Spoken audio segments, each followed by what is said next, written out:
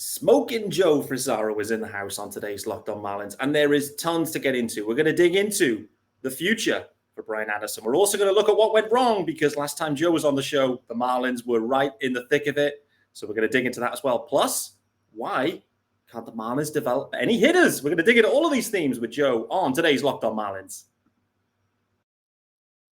You are Locked On Marlins, your daily podcast on the Miami Marlins. Part of the Locked On Podcast Network, your team every day.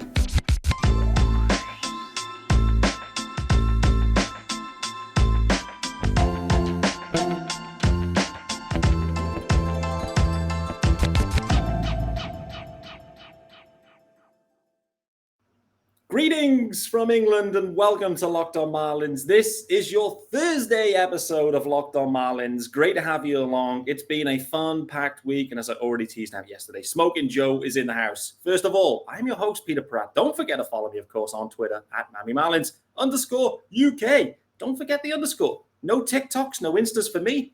If you want, please subscribe to the pod. It's available Monday to Friday, 5 episodes a week, and it's free. Free content for you about the Marlins, 5 episodes all the way from here over in England. And if you are watching, hello, greetings, you will see. Joe is here, I'm here. We have a YouTube channel. Subscribe to that too. So pick your poison, whatever you prefer. If you want to listen, fine. If you want to watch, fine. Got you covered. As I mentioned, Joe Frisaro is in the house. Joe, how are we doing? Peter, always a pleasure, my friend.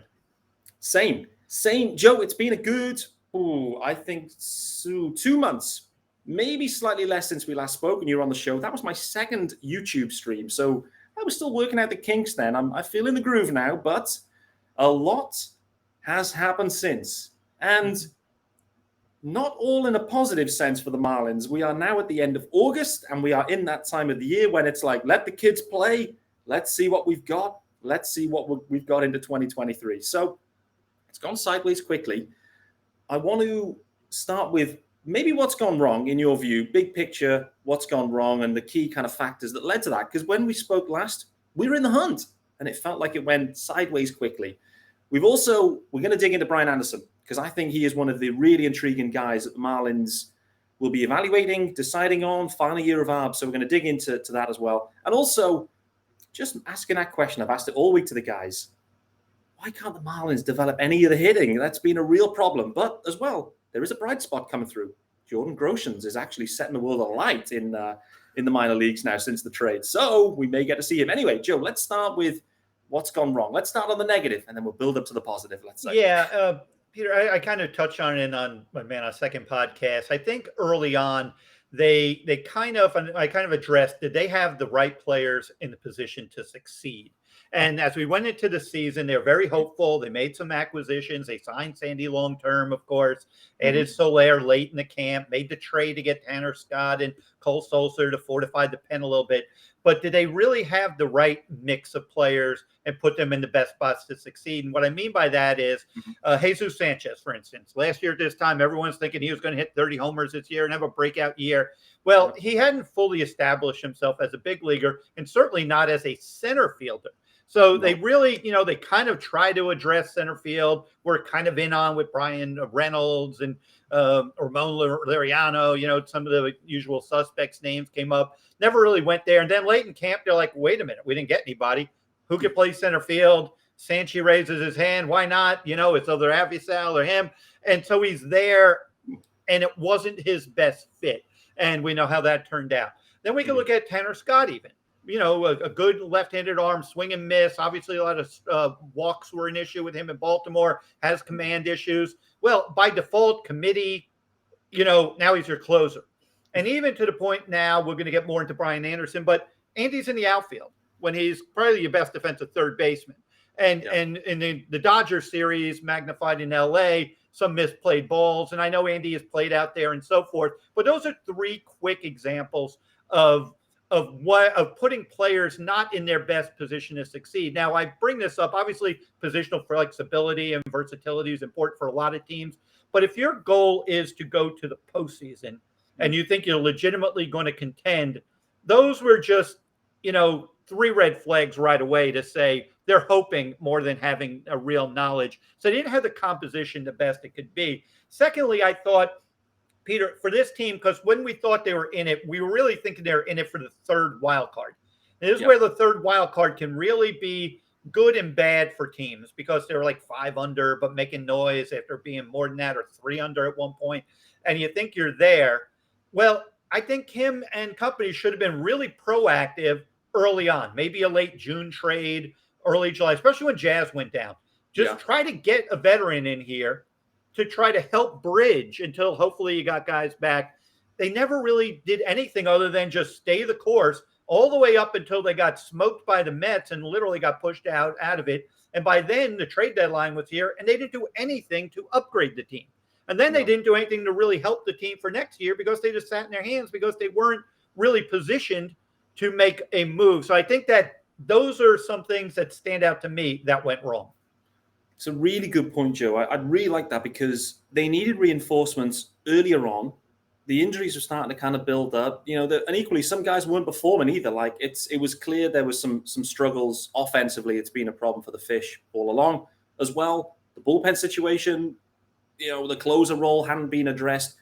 If they felt they were truly in this at the back end of June, early July, they should have been making moves then. They did nothing. That, to me, I'm interested to get your take, is, did they truly believe? Do you think they truly believed? If they did, they would have probably pulled the trigger, you would guess, on an upgrade or two before the deadline. They did nothing, which says to me, we weren't quite sure whether we were fully in it, and let's just see what happens. I don't know. What's your take on that? Yeah, that's a great point, because you could say publicly we're in it, but maybe internally they're like, you know what, we're probably not in it, but we don't really want to tell our fan base that. But I also think it kind of put him in a tough spot with Jeter leaving so close to the start of spring training, magnified what Kim did. And now they had to put a plan in place. And normally a team that, if you're going to be in it, you kind of are identifying, trade pieces really early on, because you're always, your job is to think of all things, all possibilities. You're always thinking of, well, who's my backup closer? Who's my backup to the backup closer? Who's my backup to the backup catcher? You're always thinking that way. So did they really put things in place? Now, I'm not talking about making a big splash move in the early June, but you could have probably sniped a guy or two, a guy in a rental where you're not really giving up much, just a MLB average player that could have helped you get there. But they didn't seem to be ready to make those trades. And then, Pablo was the big chip. Did they go in with Pablo? Were they fully ready to get the best plan to move Pablo, who I think they should have moved, but because I think his value was at its optimal highest at that point. Yeah. So I just think it was more of, we're not really there in where we think we should be to who to acquire. So rather than make a move we may regret, they made no moves at all. And it's not, we're not asking or not expecting a Gallen for Jazz kind of deal. It doesn't even have to be that. Like, if you think you're actually in the mix at that point, an injury or two drop in, people are underperforming, pull the trigger on a deal. Get some help in there to help the guys out and just keep the momentum going. They could have looked at the schedule. We knew what the schedule was going before the deadline. It was soft. It was full of the NL Central with a bit of kind of, the NL East sprinkled in there. They were underwhelming against the Pirates, underwhelming against the Reds, and then they got spanked by the Mets. Next thing is, season's over, it feels like. That was the bit. But they could have injected some pace, injected something into the roster, help them in that month, have an over 500 month, get the offense going. They didn't do it, which is very surprising. Pablo Lopez wasn't moved. I'm sure you saw the news. Walker Buehler. He's just had Tommy John.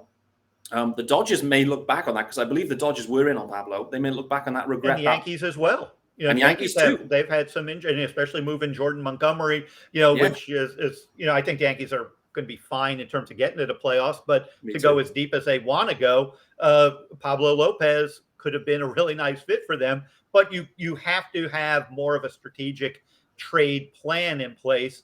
And let's face it, this team has to make trades. As much as it might pain the fan base and so forth, they're not going to spend. I know you've had guests on who think they should spend like the Mets. They're not going to do it.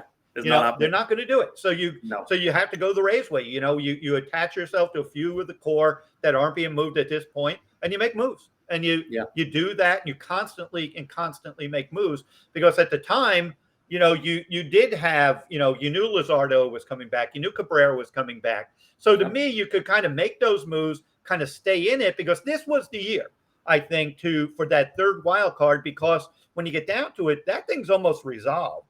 I think it's up to what you can have: the Brewers, the Cardinals, and the Phillies. And that's it. The Giants aren't even really there. No. So when are you going to ever have a year like this? You could have leapfrogged the Giants and go into September 4 out, and maybe some of these guys, catch fire, and then you're pitching and you're playing with more of a purpose, and maybe you squeeze in and get that. But I think that's where this year, I think some teams got burned by that third wild card, where they kind of were on the outside looking in, but still close enough to not punt the season. And so it brought this sense of, full sense of we're in it. Yeah, I guess so. And you're right. There isn't much of a battle for that spot. I guess there is. There's still maybe 4 teams gunning for 3 spots, because the Braves are obviously in that mix too as well. So it's Braves, Brewers. The Braves Phillies. Might catch a Mets. They're only like 2 behind them or so. That's what I mean. The Braves are doing what they always do. And again, you look at what the Braves do from a trade perspective. I absolutely love what that ball club is doing, just in general. I absolutely love everything. And it pains me to say that, because the Braves, they're a tough bunch, but they seem to be just doing everything right. The ballpark's selling out. They're extending guys. They're promoting guys from AA, and they're coming out. Like, everything is clicking for that ball club right now. And it's painful to watch. But like you said, I think they probably do catch the Mets here. But they can... they'll make a deal like they did last year. A corner outfielder that's underperforming, they'll go and identify the talent. They'll make a move. Next thing is, bang, he's in the mix playing left field. Adding some depth. Next thing is, Ozuna has a problem, as we know, and it's been documented. But they go and get someone that's there for depth. They need it, and they lean on them, and they turn it around. Like, their approach is so much more aggressive than the Marlins front office. And we have to trade. Like, to your point, we're not going to pay anyone, so you have to be trading at all times. You can't just do one window. You can't operate just a single window. You have to be proactive. You just have to be proactive. Really do. First ad, let's get it out of the way, and then we'll get into some other topics, because there's tons to get into here. And there's only one ad today, actually, which is wild. So we'll get that done. And I mean, these must be targeted ads, because it's all about driving sober, guys. So if you're hanging out with friends and putting back a few drinks, a few becomes a few too many, and I can testify to that, no doubt about it. And as the evening comes to an end, people start to head out. You think of calling for a ride. Nope. You live nearby. You can make it home okay. It's no big deal, right? What are the odds you'll get pulled over anyway? Even so, what's the worst that can happen? Insurance goes up, lose your license, lose your job, total your car, kill someone? Boy, oh boy. Everyone knows about the risks of driving drunk. The results are often tragic and deadly. However, that still doesn't stop everyone from getting behind the wheel while under the influence. That's why police officers are out there right now looking for impaired drivers on our roads to save lives. So if you think you're okay to drive after a few drinks, think again. Play it safe and plan ahead to get a ride. It only takes one mistake to change your life or someone else's forever. Drive sober or get pulled over. Whew, boy, oh boy. That ad always gets me. It's, there's no Built bars or protein bars here or jewelry. Nevertheless, Joe, I think we've kind of covered what's gone wrong. I do want to get into, again, to your point. We need to be like the Rays. We have to draft well, identify talent, develop them. It's been a problem for many years now for the Marlins that they can, not a problem in some ways, they can identify pitching talent and they can develop it, no doubt about it. They seem to struggle pulling the trigger on deals to turn that into offensive talent. But the guys that they are drafting offensively, it's just, there's been a problem there where they just haven't quite progressed to a level where they perform at an above average level at the major league level. I don't know. There's probably not one answer, but what's your general assessment here of the Marlins in this area of the organization? Okay, if we just talk about hitting woes in general, they play in a ballpark that is not conducive to maximizing hitting. So I think right away, Jacob Stallings speaks to that more than anyone, where I kind of use a percentage. If you played elsewhere, if you're Avisail Garcia or Jacob Stallings or Soler, you come here, shave 10% of whatever you did before. And that's just a loose figure. The ballpark doesn't reward up the middle. It's hurt Brian Anderson for years, especially guys with big power. So that's why they went with the high exit velo, stronger guys like Garcia and Soler, hoping that at least they can exit velo their way into production. So that's part of the problem. The second part, I think, is your big league. You don't really have a couple of those real staples in your big league lineup. The Braves, for what we can talk about, Vaughn Grissom and Michael Harris coming in and being instant impact guys. Well, they're not being asked to carry the team. They're being asked to supplement, to complement the team, because they have Ronald Acuna Jr., they have Matt Olson, they have Dansby Swanson, and Austin Riley has kind of become the new Freddie Freeman for them. Yeah. Kind of that looks like a career Brave, or at least till he has a weird thing with his agent and he fires his agent, becomes a Dodger.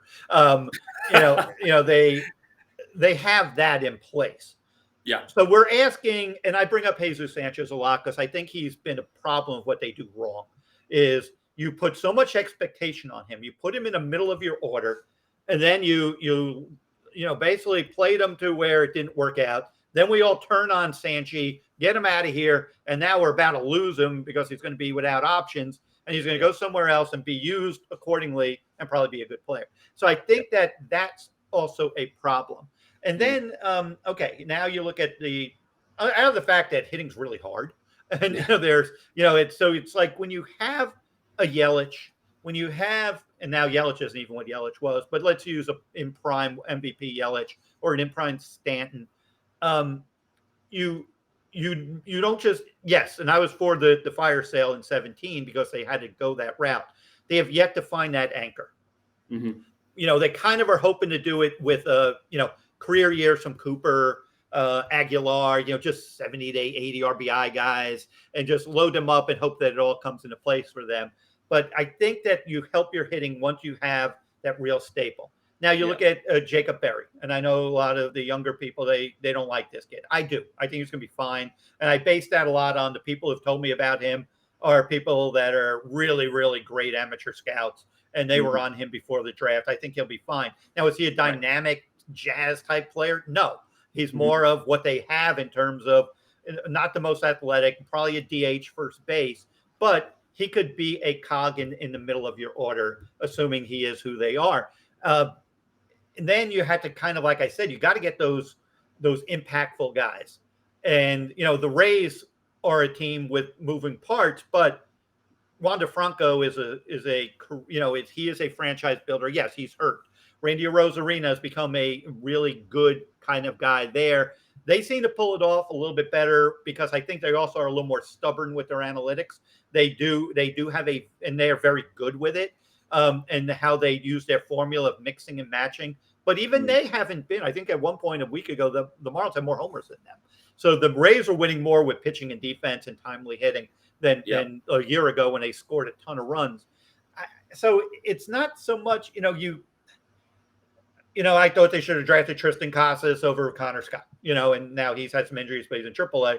I thought that, they should have drafted Riley Green over JJ Bleday. Now JJ's showing signs, but JJ is about to turn 25. Riley Green's 21 in the big leagues. He's going through his struggles, but he also is on a bad hitting team that he's going to have some struggles as well. But those are kind of, you need JJ basically to be a average to better than average big leaguer. That's what they need him to be, if not an all-star.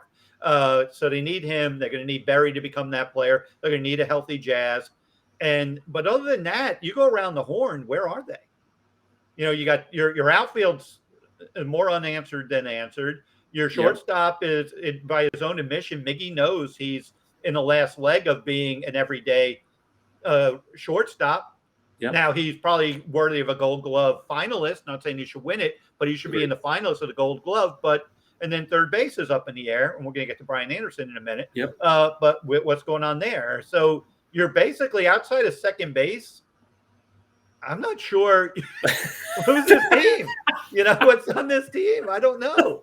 It's like everybody else is up in the air. So it really is. It really is. Nick Fortes is angling to be your everyday catcher, and he wasn't good enough to be the backup when the season started. Now, that was a weird call, I thought, at the time as well. But it's like, so they have to kind of find players that fit their park. And I get it now. They went from the athletic speed guys, the Brinsons. The problem is those athletic speed guys weren't fundamentally sound big league hitters.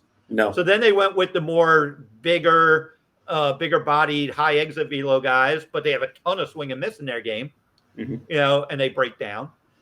And now you're back to, why don't you just get the best baseball players again? Just get good hitters, and not try to, overthink it. That's why I think Jacob Berry's a good hitter, and he will be a good hitter. And now if he isn't, then you could criticize that. But to me, a couple of weeks in low A, or now, whatever he is, he just, who knows what he is doing before he got drafted.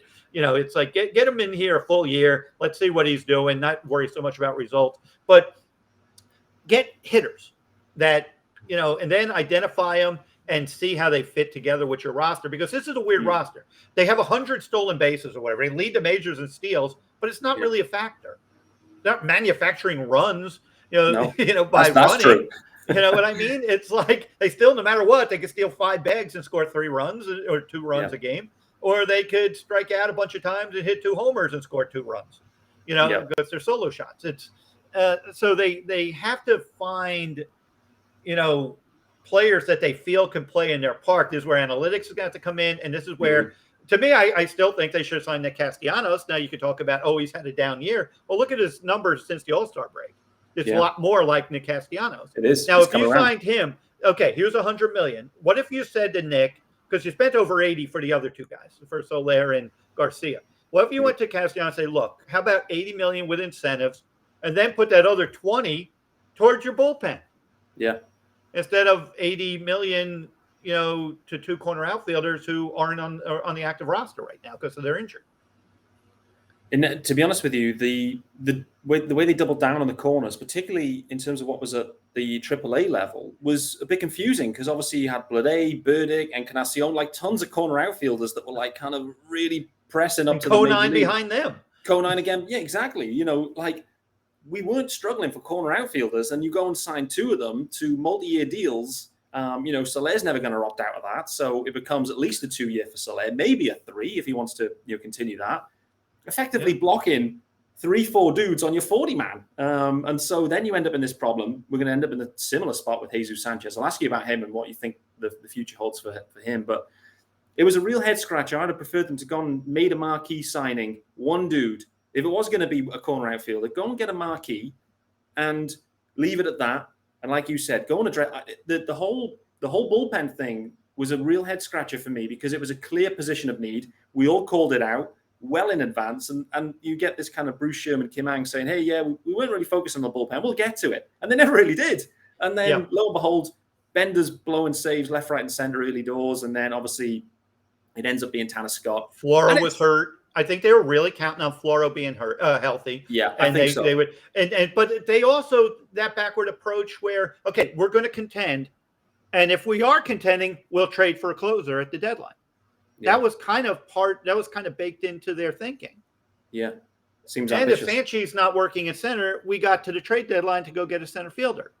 Well, by then they were kind of out of it, and he was underperforming, and so it was, it all kind of went sideways real fast, and there was never, like I said, I go back to the biggest problem to me is just how this whole roster was constructed to begin with. Yeah, agreed. When you the way you position that at the start makes a ton of sense. There was just loads of red flags early doors on guys being placed into square pegged round holes, that kind of situation where they weren't the right guy for the right job, and lo and behold, it hasn't quite worked out. So you're completely spot on there.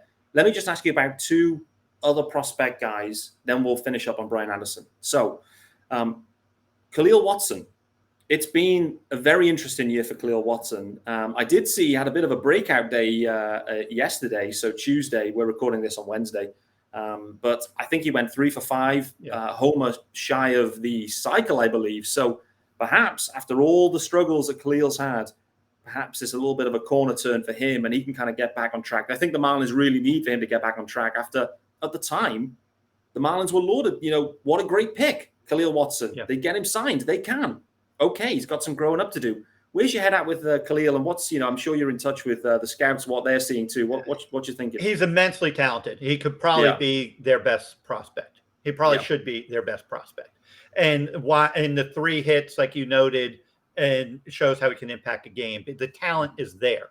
It's first full year pro ball, some things, discipline. He's young.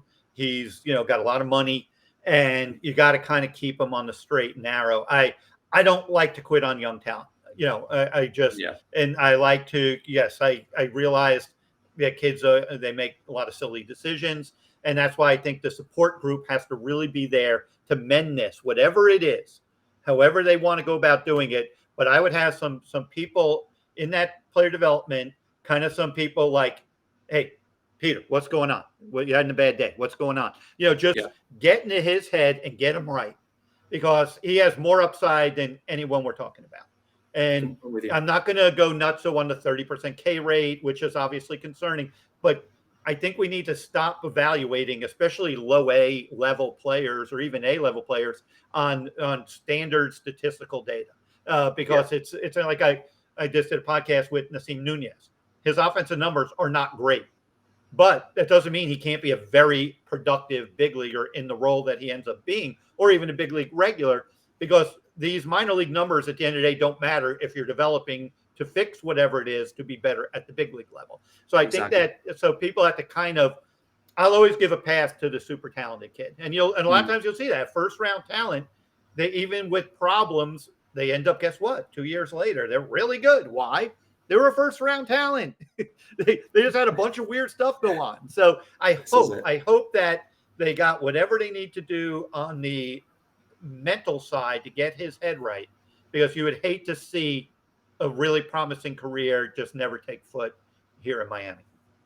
I'm with you. I'm intrigued. I don't know this at all. Just when you were speaking about that, and it reminded me a few years back where Miggy Rowe had a spell where he took some time out to go and spend some time, maybe with one of the Mesas, if I recall. The interesting bit as well is obviously Jazz Chisholm's been hurt for a good couple of months now. He's rehabbing.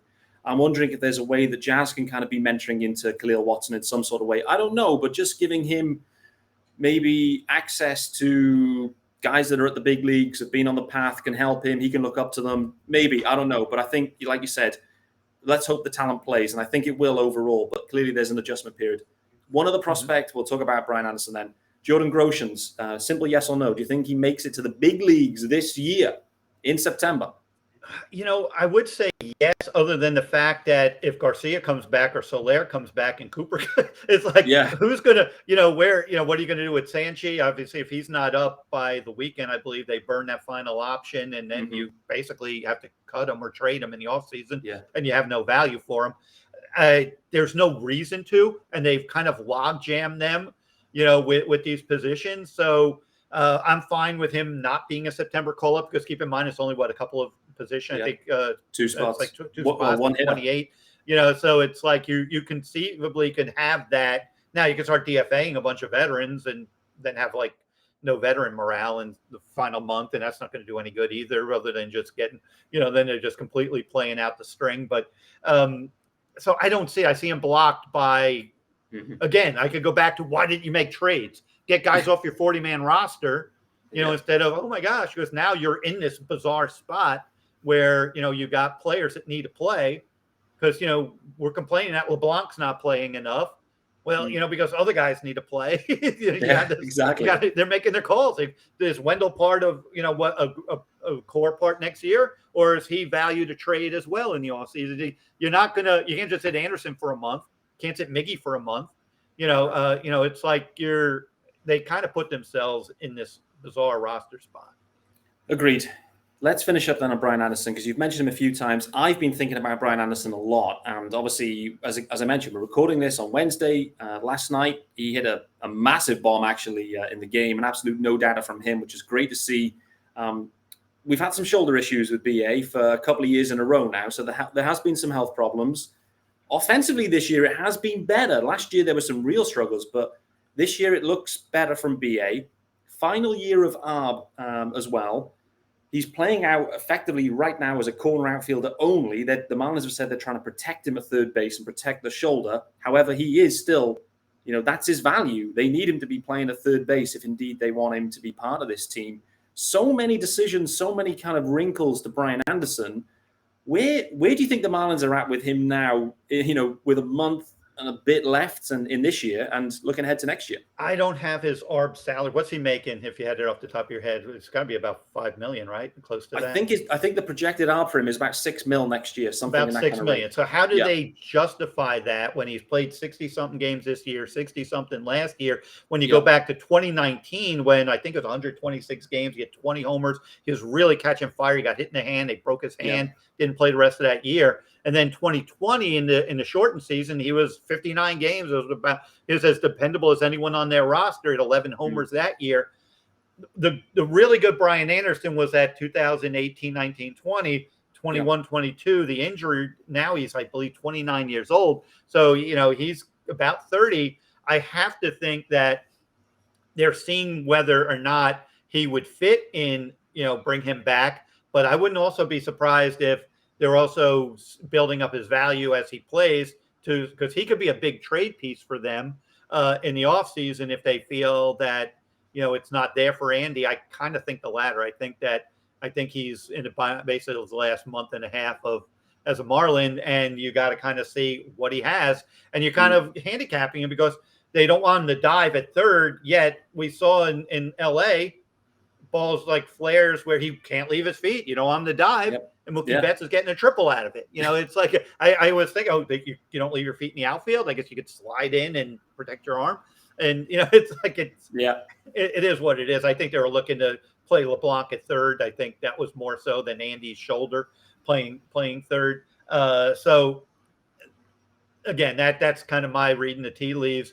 But I do think that he could be angling Andy to see whether or not, how much trade value he could have and let him play, because the poor guy is, like you say, he's missed a ton of time and, still a solid performer, but 5 or 6 homers at the end of the day, there's you're counting on 20 homers from him, just like they're counting on 20 homers from Cooper and Aguilar and Garcia and Soler. That's what they thought their value was. We'll get 20 homers across the board.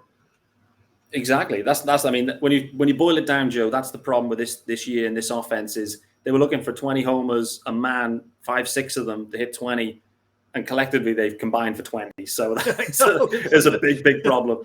Big problem, no doubt. But just for those that don't know, and it's hard for me to know this too, but Branderson off the field, when you're around him, when you obviously you were covering the team a little bit more closely a few years back. What's he like as a guy? I found it hard to get a bit of a read on Brian Anderson, to be honest with you. So what's your take on that? Oh, he's a great guy. I've known him since they drafted him, basically. And he went to Arkansas.